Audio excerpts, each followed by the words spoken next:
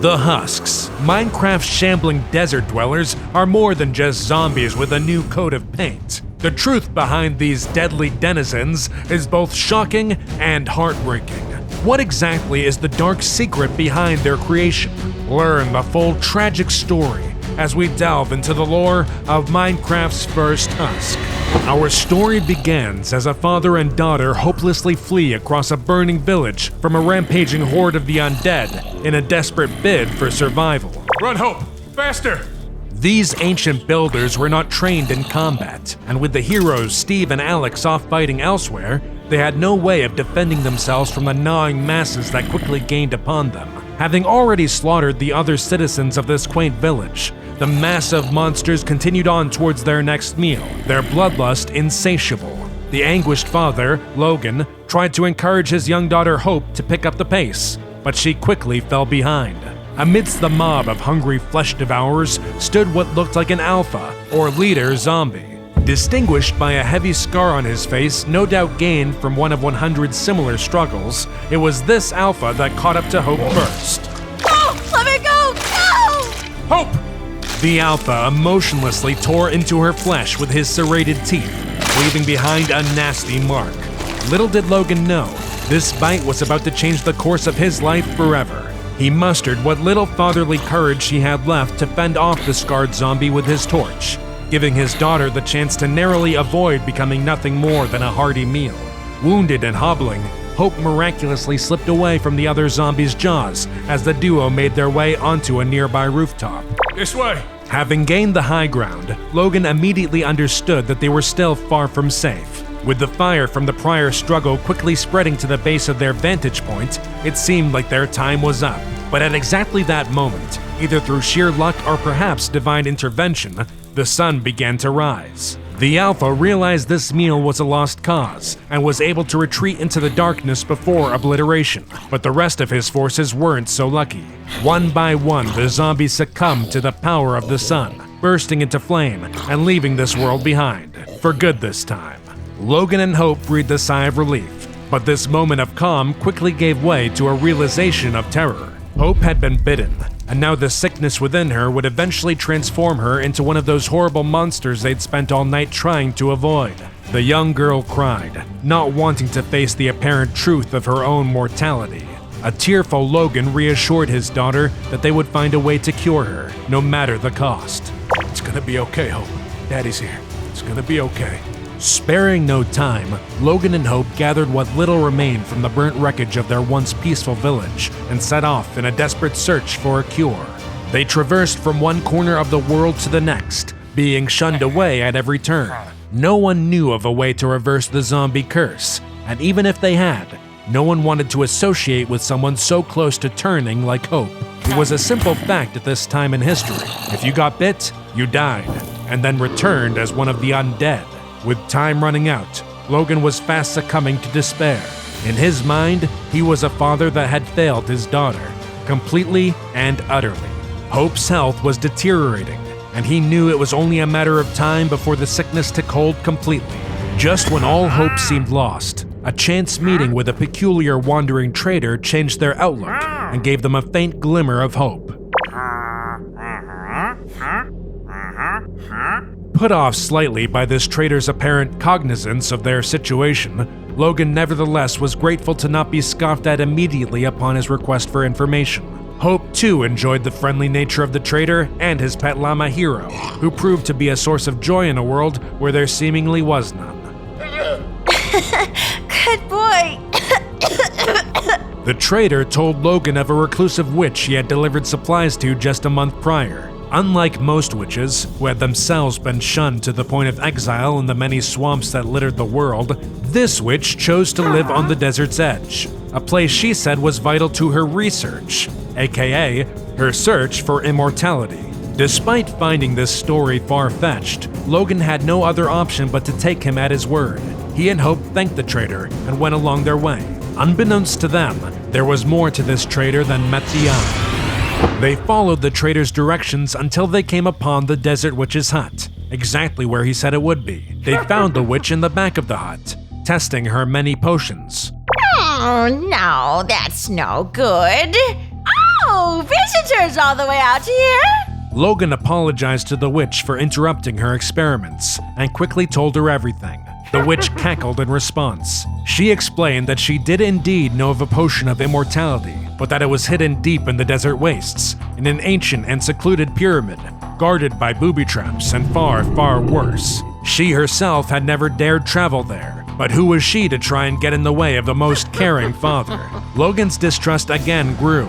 There was something about these strangers that he didn't like. But once again, his desperation won out. The witch gave Logan what she called a magical compass, one that would guide him directly to the pyramid, though she warned him that the journey there would take several days, days that Hope didn't have. However, the witch promised she should be able to stave off the infection, as long as Logan returned in under 3 days' time. With the clock ticking, Logan said his farewells to Hope and was off. Good luck, Dad. Logan traversed the endless sands under the blistering sun, all while trying to keep his focus on who he was doing this for. The extreme heat would be unbearable for most, but his resolve kept him moving towards his goal. The sun couldn't bother him because he only thought of her. Following the witch's compass, Logan was making great time. As the scorching sun set, Logan decided to take shelter in a cave. It wouldn't do Hope any good if he got himself killed by some random mob after all. Unfortunately, it wasn't just any mob that found him that night. As he prepared his campfire, a strained moan was heard from the cave entrance. Logan looked towards it and could hardly believe his eyes. Standing before him now was a lone zombie, with a deep scar running down his face. It was the Alpha Zombie, the very same one that bit Hope and started Logan on this path. Logan equipped his wooden sword and lunged at the zombie, but his foe was undeterred. Swiping at Logan with clawed hands, the zombie was more than a match for the vengeful father. With no swordsmanship skills to speak of, Logan was quickly bested by the creature. He slumped down, unwilling to accept his fate, but powerless to stop it. Just then, the zombie was struck from behind with an arrow seemingly out of nowhere. Into the cave stepped a mysterious cloaked figure who spoke with a confident voice. On your feet, we'll take it down together. Fueled by hate and reinvigorated with the appearance of this mysterious stranger, Logan took this opportunity to re-engage the zombie. Caught between the stranger's arrows and Logan's slashes, the creature was unable to withstand the onslaught. With a final crushing blow, Logan slew the beast and reveled in his victory. That was for Hope. The stranger approached Logan and asked him what a lone soul like him was doing all the way out in the desert. Logan once again explained his situation and how time was running out for his daughter.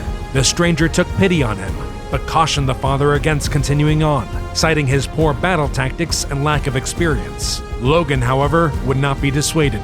With a sigh, the stranger agreed to teach Logan a few tricks in order to become better suited for the coming challenges that the pyramid would no doubt present. But first, they needed rest. Logan laid down and quickly fell asleep, but the stranger merely sat and stared at the man. Behind his hood, the stranger's eyes glowed with a white-hot intensity into the night. Logan found himself in the hot desert sun once more, only this time he was surrounded by fast-approaching zombies. They encircled him, ready to feast. With no escape in sight, Logan again readied himself for the worst. As he did, the circle parted, creating a pathway between the horde. Between the opening, Hope stepped forward. Dad, why did you take so long? One by one, the zombies caught flame, falling and dying where they once stood. Hope herself caught fire next, laughing an insane laugh as she did. Her skin melted away, and as the fire died down, the twisted thing that was left behind continued to howl. Logan awoke with a start, screaming Hope's name as he did. The morning sun peeked through the cave entrance as the stranger turned to him and inquired about his nightmare. With a sigh of relief, Logan rose and asked the stranger to begin his training. The stranger admired his eagerness and handed him a pickaxe. If they were to survive, they would need stronger weapons and armor. Logan dutifully followed the stranger's instructions. They mined for hours and soon began the long process of creating their new equipment. As they worked, it occurred to Logan that he never asked for the stranger's name. It's Brian.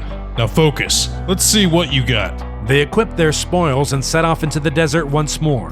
The clock was still ticking, so they tested their mettle only against mobs who lined directly along the path shown by the witch's compass. With Brian's help, Logan was finally starting to get the hang of combat. He felt strongly that he could handle whatever the ancient pyramid could throw at him, and soon he would get the chance to prove it. As the sun began to set on the second day of Logan's journey, the pair of adventurers finally made it to the ancient pyramid the witch spoke of. It was much larger than any temple Logan had seen before, but he was undeterred. Within those walls was the secret to saving his little girl, and he was going to find it. The duo made their way inside, and after carefully evading the many booby traps that laid in wait for hapless intruders, they found themselves in a large chamber with many piles of bones scattered across the floor. At the far wall, a single pedestal stood with a glowing potion bottle sat atop it. Logan eagerly rushed forward to grab it. Before even getting halfway across the room, Logan triggered a pressure plate trap and froze in his tracks. To his surprise, no TNT detonated, no arrows were fired, and he was still very much alive. He turned back to Brian and shrugged, but before he could continue on, he was interrupted by the sound of an earth-shattering roar.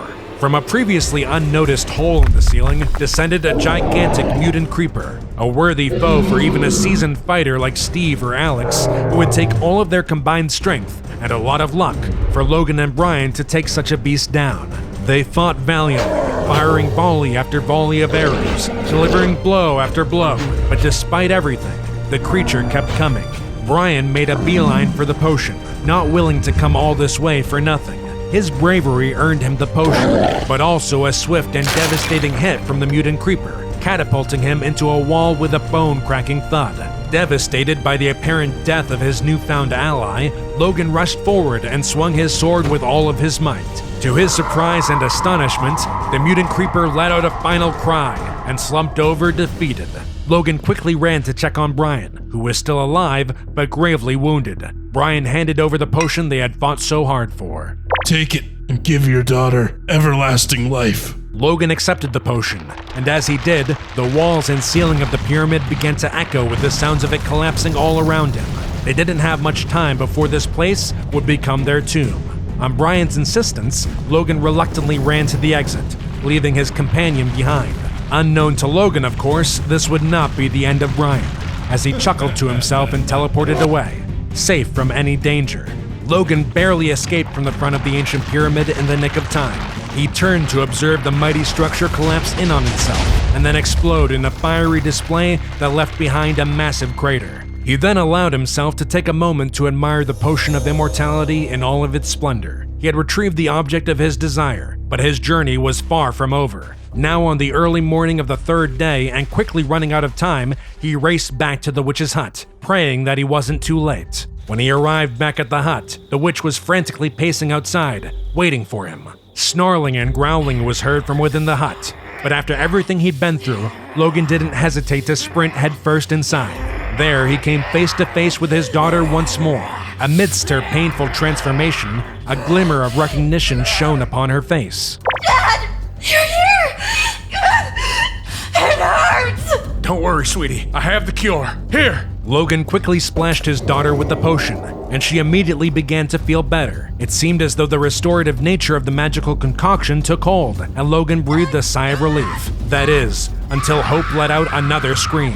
Hope's body was engulfed in pain as she was changed and twisted. Logan could only stand by and watch as his beloved daughter was turned into a monster before his very eyes. I'm sorry! The husk of Hope rushed forward and began to devour her father, unable to fight her newly ingrained nature. After the dark deed was done, she stepped out of the hut, soulless, only to find the witch and Herobrine standing outside waiting for her. The witch cackled at the sight of her. Well, you got what you wanted, didn't you? Now go! Enjoy your eternal life! The husk shuffled forward and gazed out into the desert wastes. Then, whether it was through clinging to her last shred of humanity or simply a desire for blood, she set upon the witch who caused all of her family's suffering, swiftly eviscerating her, tearing limb from limb in a fit of blind rage. She then turned her attention to Herobrine, who simply disappeared with a chuckle, satisfied with the outcome of this experiment. After he had gone, the first husk looked around at her empty surroundings, and then back at the hut where she had been born through sacrifice. Without another sound, she began to walk into the desert wastes, doomed to pass her curse onto others created within the endless sands. Though the sun couldn't bother her because she only thought of him.